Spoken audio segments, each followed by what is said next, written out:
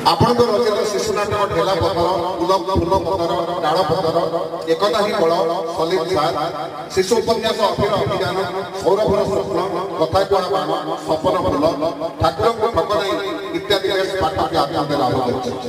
ଏତତ୍ସହ ଜଣେ ସେବିକା ଭାବେ ମଧ୍ୟ ନିରନ୍ତର ଜନମାନସଙ୍କ ସେବା କରି ଚାଲିଛନ୍ତି। ଆପଣଙ୍କ ଅଭାଗ୍ୟ ପ୍ରାଣ ପଞ୍ଚସଖା ଧର୍ମ ଦର୍ଶନ ସାହିତ୍ୟ ଓ ପର୍ଯ୍ୟଟନ ସ୍ଥଳୀରେ ପରିଣତ କରିବାରେ ଆପଣଙ୍କ ପ୍ରଚେଷ୍ଟାକୁ ଅନେକ ଅନେକ ସାଧୁବାଦ। ହେ ବରେଣ୍ୟା ଆପଣଙ୍କ ବହୁମୁଖୀ ପ୍ରତିଭାକୁ ସମ୍ମାନ ଜଣାଇ ଆଜି ପାବନ ଘଟିର ଧାନଗୁଡ଼ି ପୀଠର ପୀଠାଧୀଶ ବାବା ଶ୍ରୀ ଅନଖିଳ ଦାସ ମହାରାଜଙ୍କ 65ତମ ଜନ୍ମ ଜୟନ୍ତୀ ପାଳନ ଅବସରରେ ଆପଣଙ୍କୁ ପଞ୍ଚସଖା ସମ୍ମାନରେ ସମ୍ବର୍ଦ୍ଧନା କରି ସଂଘ ପରିବାର ଆପଣଙ୍କ ପୂର୍ବୋତ୍ତର ଉନ୍ନତି କାମନା କରୁଅଛି। ଜୟ ଜଗନ୍ନାଥ।